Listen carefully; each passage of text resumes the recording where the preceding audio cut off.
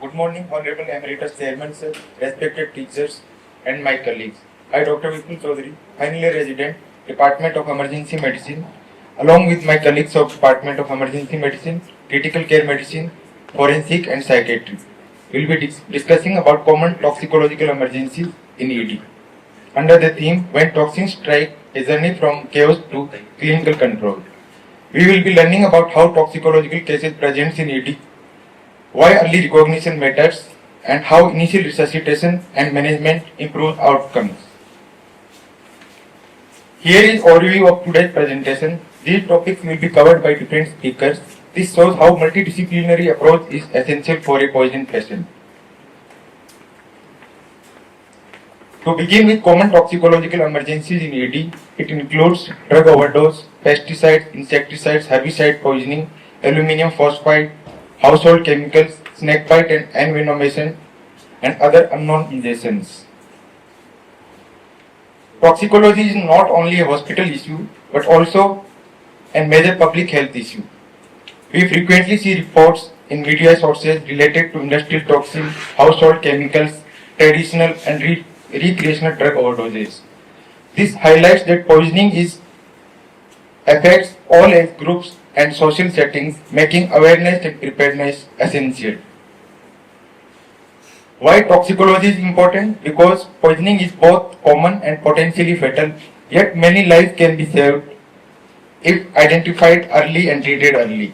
Timely identification and appropriate management can prevent organ damage, shorten ICU stay, improve long-term outcomes, and hence saves lives. Now coming to overall burden yearly, poisoning contributes significantly to global morbidity and mortality.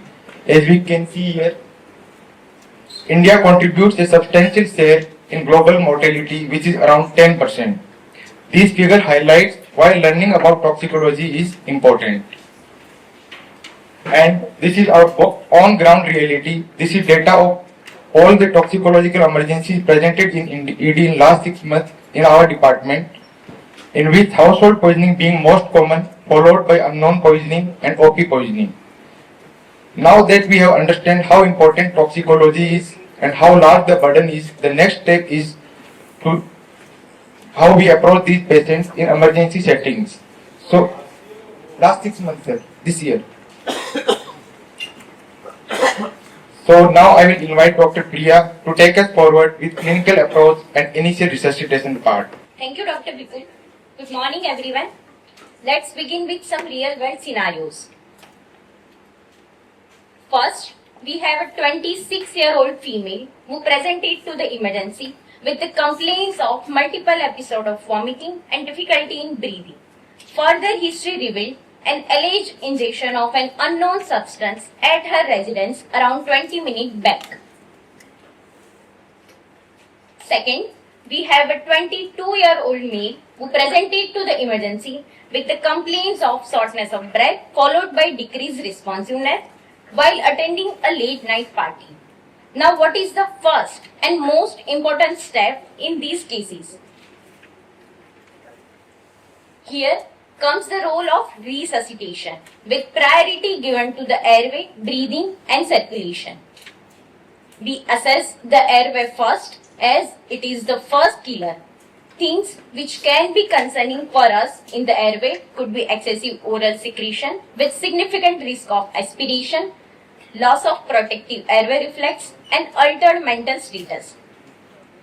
Immediate management focuses on the airway positioning, suctioning of secretion, use of airway adjuncts and securing definitive airway.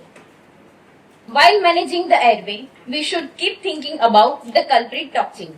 For example, unresponsive patient with loss of airway reflex, that could be a opioid or sedative overdose. On breathing, we evaluate for the adequacy of ventilation and oxygenation. Findings suggestive of respiratory compromise include hypoxia, hyperventilation or hyperventilation and progression to apnea if untreated.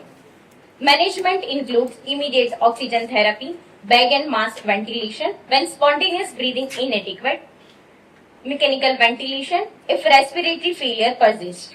These findings also help to identify the toxin. For example, respiratory depression may suggest opioid or sedative overdose. On circulation, we evaluate for the signs of inadequate perfusion and hemodynamic instability. Clinical indicators are systolic blood pressure below 90 mm of Hg, abnormal heart rate, cool and clammy skin, and delayed capillary refill. Here, we can initiate cardiac monitoring with ECG, IV access with fluid resuscitation, and vasopressors if needed. These findings may also suggest specific toxin. For example, calcium channel blocker and beta blocker injection can present with hypotension and bradycardia. On disability, we rapidly evaluate for the neurological and metabolic status. We assess for the altered level of consciousness, presence of focal neurological deficit, abnormal pupillary findings, and hypoglycemia. Management focuses on the immediate correction of hypoglycemia along with the seizure control using benzodiazepine. This finding may also suggest specific toxins. For example, pinpoint pupil with CNS depression may suggest opioid overdose. In exposure, we do a complete physical examination to identify hidden findings. Important clue includes unseen needle marks, abnormal smell, abnormal temperature, and characteristic skin findings. Immediate management include removing contaminated clothing, skin and eye decontamination, irrigation of exposed area, and maintaining normothermia. For example, garlic-like smell may suggest organophosphorus injection.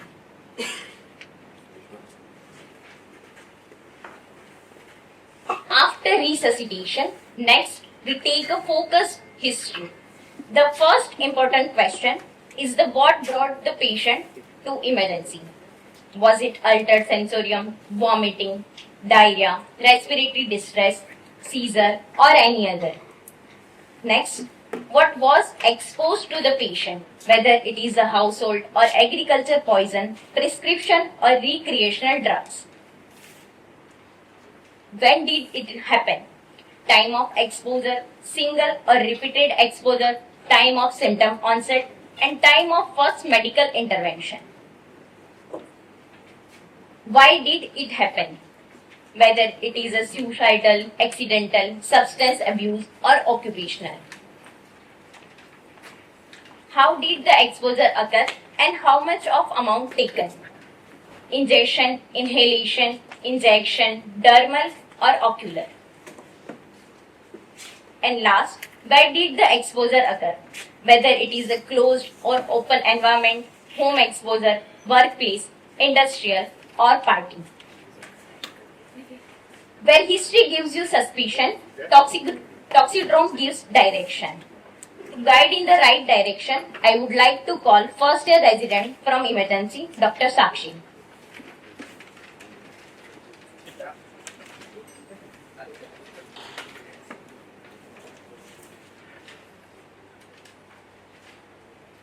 Thank you, Dr. Priya. Now that we have resuscitated the patient, it is very essential to recognize the patterns through clinical examination. Now, what is a toxidrome? A toxidrome is a group of signs or symptoms caused by a particular poison or a class of toxin. For this, we will unmask toxidromes under two categories, the hyperactive states and the depressant states. The hyperactive states are caused by different poisons, yet they share a common pathway, that is overstimulation of the autonomic nervous system.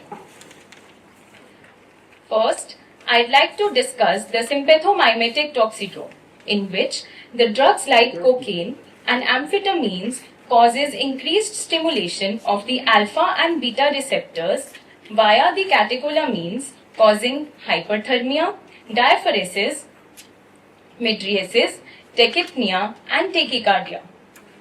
In this, benzodiazepines reduce the catecholamine surge and so can be used in managing such cases. Next, we move to the serotonergic toxidrome, in which the overdose or combination of drugs like SSRIs and SNRIs, which act on both the central and the peripheral receptors, causing a classical triad of altered mental status, autonomic instability, and neuromuscular overactivity. These can be controlled by blocking the serotonin receptors caused by cyproheptadine. Next, we move to the anticholinergic toxidrome, in which the drugs like antihistamines, antipsychotics, and dhatura will cause blockage of the acetylcholine at muscarinic receptors, causing the sympathetic system to dominate, resulting in dry skin, confusion, mydriasis, and decreased vowel sounds. For this, we use physostigmine, which enhances the activity of acetylcholine esterase. Now, summing up all the three hyperactive toxidromes, let's just understand the subtle differences amongst these three.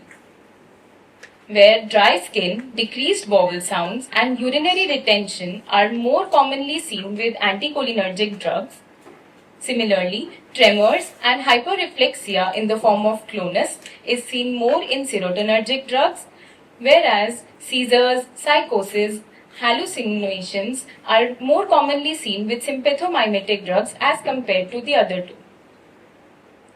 Now, moving to the other side of the spectrum, in which the poisons act by different mechanisms yet share a common principle, that is, suppression of the autonomic nervous system. In this, the first toxidrome is the one which we come across most commonly, that is, the cholinergics. In our country, organophosphates is the most commonly used pesticide, which causes increase in the acetylcholine over the muscarinic and the nicotinic receptors, causing the patient to become secretory, constricted, and weak. So, the treatment targets the excess acetylcholine pathway, where atropine acts as a physiological antidote, and specifically in OP poisoning, pralidoxim reactivates the acetylcholine esterase enzyme. Moving to the sedative hypnotic poisoning, in which the drugs like benzodiazepines and barbiturates enhance the GABA-mediated inhibition, causing slowing of the brain's activity, which can present as amnesia, respiratory depression, nausea, ataxia, and hypotension. Treatment is mainly airway and supportive care, but for benzodiazepine poisoning, flumazenil can reverse the GABA receptor activity. Also, alcohol intoxications and toxic alcohols also present with similar symptoms. Now, the final depressant toxidrome is the opioid, where prescription opioids and heroin stimulates the mu receptors in the CNS and brainstem, giving a triad of CNS depression, cardiorespiratory depression, and pinpoint pupil. The specific antidote for this is naloxone. As we all know that the recreational drug use and substance dependence are increasingly encountered in poisoning and emergency settings, substance abuse may involve ganja, hash, brown sugar, cocaine, sedatives, and synthetic drugs, each producing different effects and toxic manifestations. These substances can result in poisoning and psychiatric disturbances, organ dysfunction, and life-threatening emergencies. As healthcare professionals, our role extends beyond emergency management to early recognition, counseling, and guiding the patients towards appropriate rehabilitation and de-addiction support. Now, I would like to draw your attention towards aluminium phosphide poisoning, which is a very easily available pesticide, yet a potentially fatal drug with mortality of 30 to 80%. After ingestion, it releases the phosphine gas, which causes a series of events, that is, mitochondrial failure, cellular hypoxia, severe shock, and ultimately multi-organ dysfunction. There is no specific antidote for this, so the mainstay of management is supportive care. Now that we have resuscitated the patient and identified the signs, symptoms and antidotes, the next step is to decontaminate the body, for which I would like to call Dr. Priya on stage.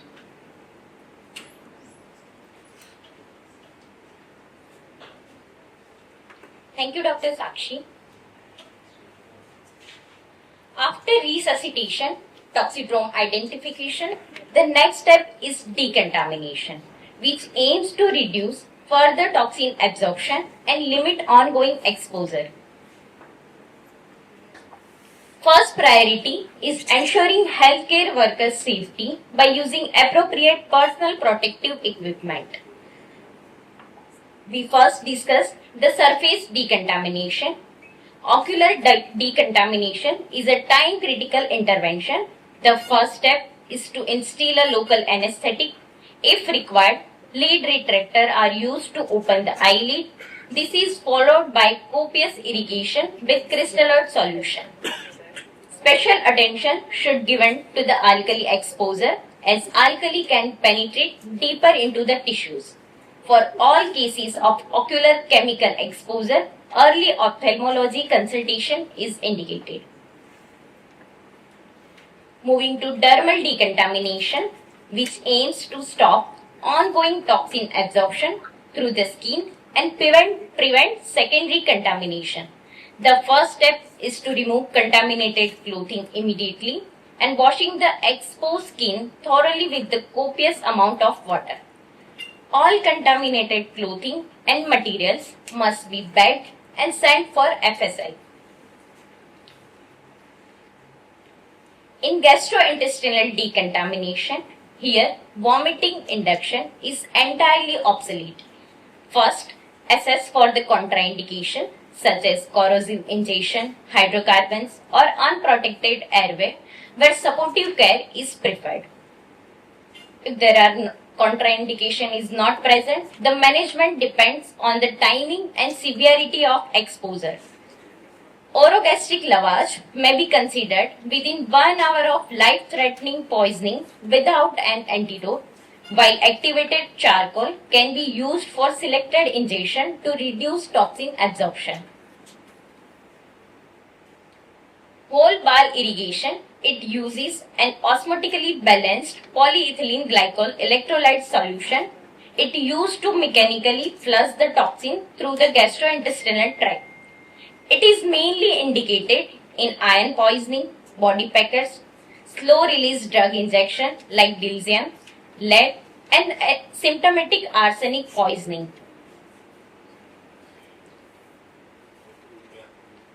Following having a detailed learning about decontamination and antidote, now what shall we do to kick out the remaining toxins inside the system? For that, I would like to call Dr. Akshay from Critical Care Medicine.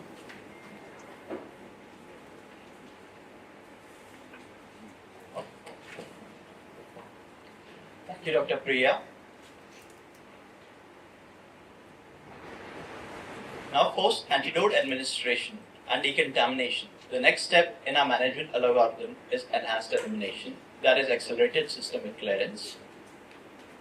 Enhanced elimination should be considered in patients with severe life-threatening toxicity, despite good supportive care and antidote administration. For a toxin to be removed from the body effectively, it should have favorable kinetics. It should have a low molecular weight, it should have a low volume of distribution, along with low protein binding capacity, as well as it should be water soluble.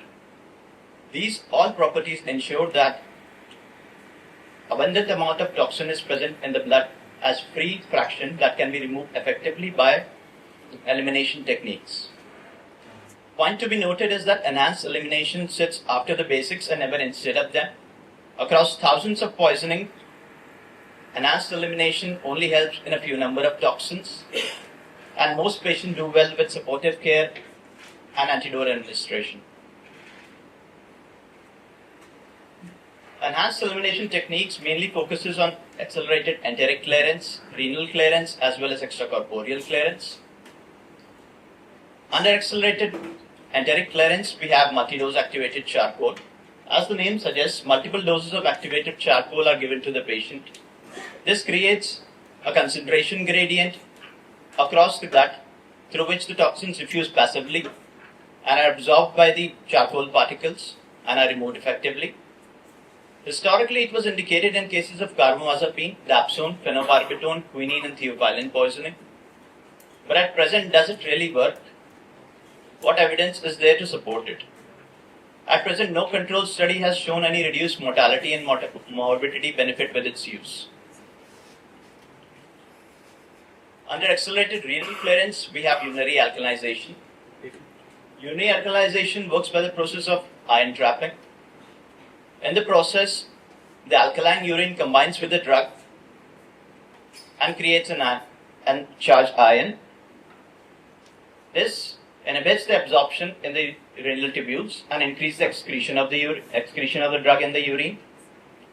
Now, to begin the process of urinary alkalization, one must always correct hypokalemia if present, followed by an infusion of 1 to 2 millimole per kg of soda bicarbonate as a bolus, followed by an infusion of continuous 150 millimole per liter and D5 5% dextrose.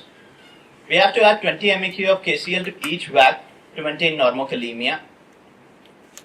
Meticulous monitoring of urinary pH, urinary output, as well as serum pH, bicarbonate and potassium levels should be done. We have to target a urinary pH of more than 7.5. We'll continue the entire process until laboratory as well as clinical toxicity resolves. Now, with large amounts of administration of soda bicarbonate as well as IV crystalloids, the patient can land into complications like alkalemia that can further lead to hypokalemia as well as hypocalcemia and fluid overload. At present, urinary alkalization is only indicated in cases of moderately severe salicylate poisoning as well as a second-line therapy in phenobarbital poisoning. Now, moving on to extracorporeal elimination. Based on techniques can be divided into renal replacement techniques, absorptive techniques and plasma replacement techniques. Under renal replacement techniques, we have intermittent hemodialysis as well as hemodiafiltration. Now, intermittent hemodialysis works by the mechanism of diffusion. Here, as the patient's blood passes through the dialyzer, the toxins are removed across the concentration gradient and move into the dialysate and are removed. It is classically indicated in cases of low molecular weight toxins like lithium, metformin, salicylates, as well as toxic alcohols like methanol and thionine glycol. Coming towards hemodiafiltration. Now, hemodiafiltration works with a combined mechanism of diffusion as well as convection. Over here, the smaller particles of the toxins diffuse out and moderate sized particles move along the plasma water into the filtrate and are removed. At present, it's only indicated in cases of valproate toxicity as well as it has a modest role in phenytoin toxicity. The next modality available to us under renal replacement therapies is continuous renal replacement therapy. It provides extracorporeal clearance over a period of 24 hours. It is best suited in patients who are hemodynamically unstable and in toxins which have slow redistribution like lithium. It provides a gentle clearance, better tolerance as well as less rebound toxicity as seen in lithium poisoning. Now, under absorptive techniques, we have hemoperfusion. Now, hemoperfusion is indicated in toxins which have a high protein bound and are highly lipid soluble and have large molecules. Historically, it was indicated in cases of theophylline, carbamazepine and paraquat poisoning. In the process of hemoperfusion, the patient's blood is passed through a charcoal resin containing cartilage.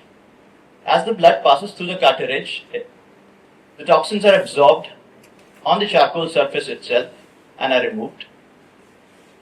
Do we still use hemoperfusion? It is not largely used at present, as modern day hemodialysis clears theophylline as well as carbamazepine comparably. As far as paraquat poisoning goes, there is no study that has shown improved mortality with its use.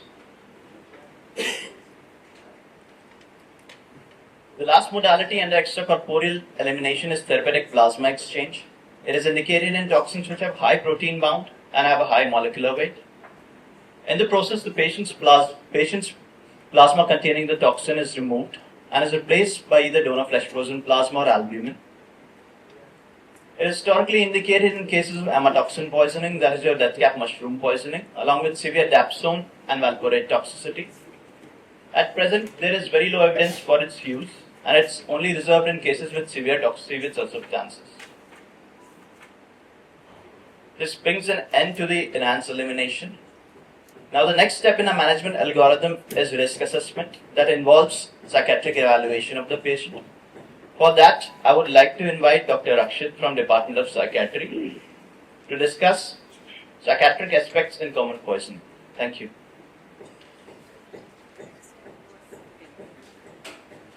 Thank you, Dr. Akshay, for the information regarding enhanced elimination. While the emergency and critical care team manages acute poisoning, the psychiatric aspects of poisoning can be neglected.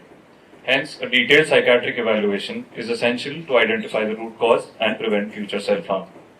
So now we're going to talk about the psychiatric aspects. Research shows that nearly 60% of these patients have an identifiable psychiatric disorder. Hence, in these cases, the timing of psychiatric evaluation becomes extremely crucial. The patient is usually kept in medical observation for 24 hours to ensure hemodynamic and neurological stabilization. During examination, we have to ensure that the patient is conscious oriented and that the patient is not delirious or intoxicated during the assessment. We can always reassess if the evaluation seems unreliable.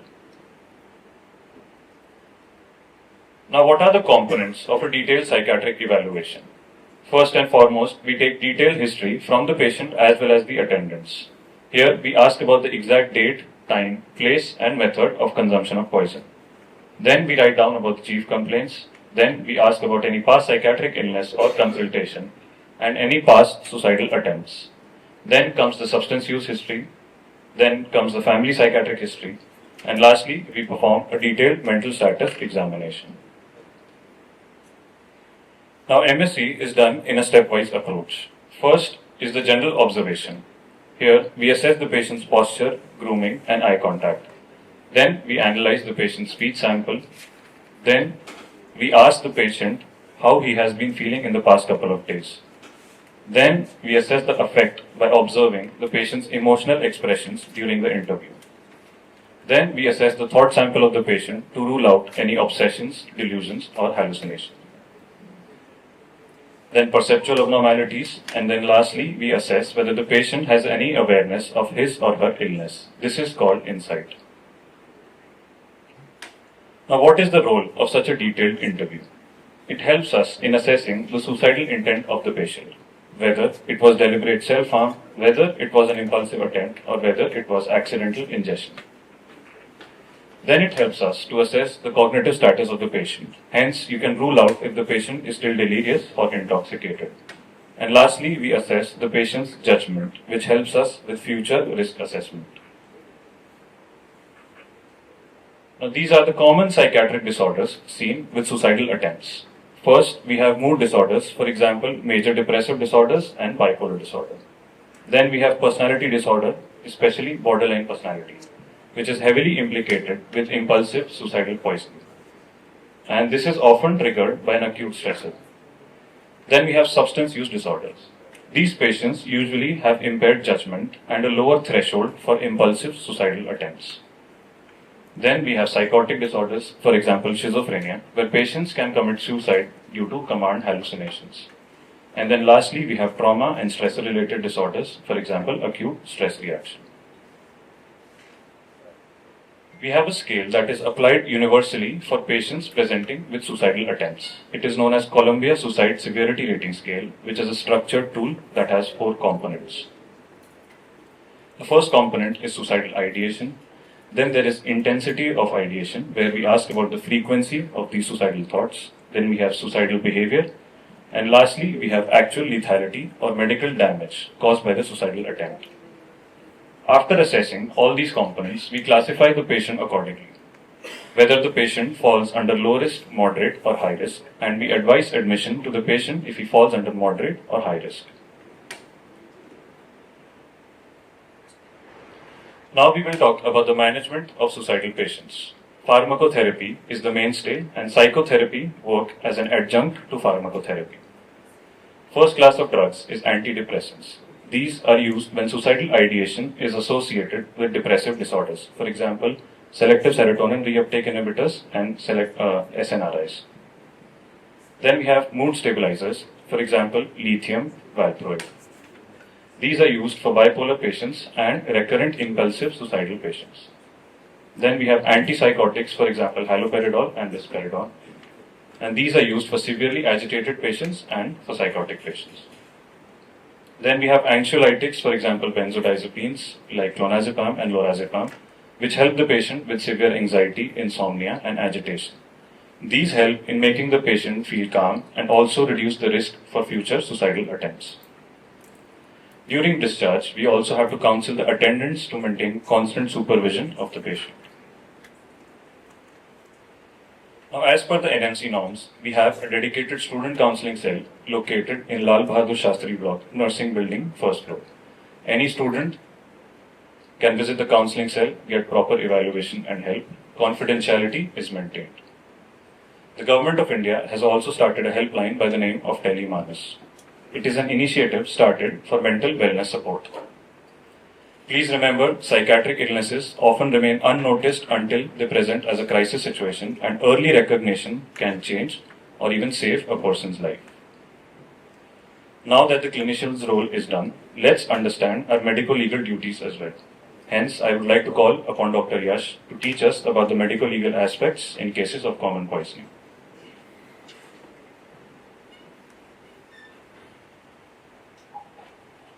Thank you to Dr. Rakshit and all the presenters before me for explaining the clinical duties in such detail. But in an emergency room, when a patient with suspected poisoning arrives, they do not arrive only as a clinical problem. They arrive carrying legal consequences, evidences, and often the first clue to a crime, death, or an outbreak. In those cases, what we document, preserve, and report is as crucial as what we prescribe. So over the next few minutes, we'll be going over a clinician's role in those cases in a detailed sequence. With that frame in mind, the first principle is that a clinician is never carrying only one duty. Our clinical duty is to care and stabilize the patient, whereas our legal duty is to assist the police in determining the manner of death or poisoning. Neither of these duties can be omitted, and your clinical duty supersedes your legal duty only when your patient is critically unstable. Next, the first operational principle in these cases is not whether the patient gives consent or the relatives are giving approval. It is where the suspicion exists. If poisoning is reasonably suspected with his symptoms or your history, you assess the need for an MLC and you mark the case as an MLC. Patient consent, relative approval, or refusal to give examination or take treatment is not a mandatory step to mark a case as an MLC. Now, once the case is marked as an MLC, what protects a doctor above all is their quality of record. A defensible case file is precise, multi-source, and complete. It should contain the exposure matrix, that is the route of exposure, the suspected quantity consumed. It should also have the incident geography, that is the exact date, time, and place of poisoning. It should have collateral impact, for example, multiple cases coming from a single location at one point of time, which could be crucial for identifying public health threats. And most importantly, it should be a multi-perspective history. You should never rely on one voice. You should record the attendants, the police's, and the patient's version separately. Now, if you think your patient is not going to survive, one more document becomes especially important, that is the dying declaration. It is to be executed immediately if a victim of suspected foul play is sinking and no magistrate or police is present. What you do is you start by capturing the exact words of the dying person, that is to record verbatim. You do not ask any leading questions so as to confuse the patient. You authenticate yourself. You take witness signature, preferably relatives, hospital staff, or any bystanders. Then you authenticate the victim by taking the victim's thumb impression or signature. Now, from the written records, we'll move on to the evidences. From the scenes and belonging, you secure loose tablets, tablet strips, or pesticide container brought in with the patient. From the living victim, you extract and preserve blood, urine, and the first gastric aspirate for toxicological analysis. And from the deceased victim, in addition to these fluids, you secure relevant viscera to be dispatched in the nearest forensic science laboratory. Now, collection alone is not enough. What you do is you have to maintain this chain of custody. The most absolute legally credible pathway is the one in which the doctor who is examining and treating the patient oversees the collection of sample, the sealing of sample, and the handing over of the sample to the police. If multiple hand intervenes, this chain breaks and it destroys your legal credibility and sample integrity in the court of law. So what you do is, you collect the sample in a container, you place a cloth over it, wax seal it, you prepare a duplicate cloth seal to authenticate it, you prepare a forwarding packet, label it, collect all your samples in it, and then send it to the police along with a forwarding letter and an MLR copy in one coherent chain. Now if your patient dies, the medico-legal pathway changes again and three new consequences comes into play. That is, you do not issue a standard death certificate, you do not dispose of or release the body to relatives. Since all poisoning cases resulting in death are inherently medico-legal, regardless of intent, you must report to police to request a medico-legal autopsy. Now this is where the distinction between clinical autopsy and a medico-legal autopsy comes. A clinical autopsy is the one which is aimed at medical clarity for undiagnosed natural death, whereas a medico-legal autopsy is the one which is commanded by police to verify the exact poison and to identify the culprit. Next, we'll study about some standard of procedure and digital discipline which should be maintained in these cases. Good record and digital discipline protect both patient and doctor. All medico-legal reports should be prepared only on MedLIA PR, the medico-legal examination and post-mortem reporting system by the Government of India. And for the physical records, you make them in exhaustive detail. You secure the storage under lock and key, and you retain those case files for a minimum of 10 years according to Director General of Health Sciences. But if the case is ongoing, this should be maintained indefinitely as long as the case is going. Now, why is this discipline important? Because the legal exposure that we clinicians can get if not following this is personal, is very practical, and can be easily avoided. The important legal provisions the clinicians must know are 211 BNS, which penalize you if you omit to give notice to police, the 238 BNS, which penalize you for concealing evidence or intentional omission to give information regarding them. Now, 195 BNSS is also there, which bounds you by law to provide all case details to the investigating officer. These liabilities apply equally to both government and private practitioners. Next. Now, this is less of a medico-legal importance and more of a medico-social importance.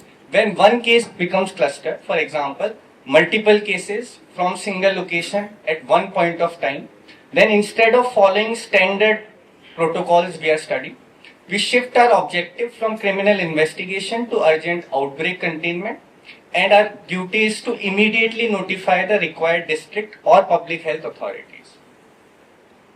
These are the poison information centers located throughout India, which uses WHO Intox network to localize data into national public health intelligence. This is the toll-free number which can be accessed by doctors, hospitals and general public to get any information regarding poisoning. We'll end with some operational golden rules which should be followed in these cases. That is to always have zero pending reports. If you are overworked with your reports, you always call for backup. You use digital systems to prepare your report. You always document relentlessly. You secure the chain of custody and you report accurately. Your medical duty is to treat the patient, whereas your legal duty is to ensure justice. If we follow this, we not only increase the survival chances of the patient, but we also uphold the credibility of clinician. Next, I would like to invite Dr. Priya for the closing takeaway of today's session. Thank you.